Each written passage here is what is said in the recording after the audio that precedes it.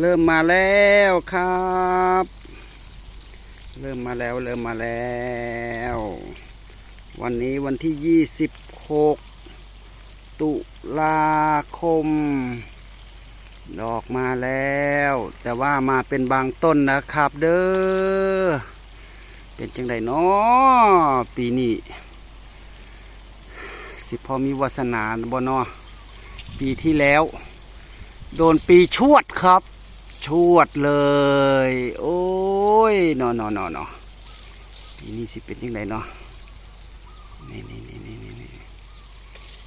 เป็นจังไดกระสู่ต่อไปละเฮ็ดจังไดได้เฮ็ดได้ทำแล้วอ้าวเป็นกำลังใจให้ทุกส่วนพี่ๆทุกท่านเป็นกำลังใจให้ครับผม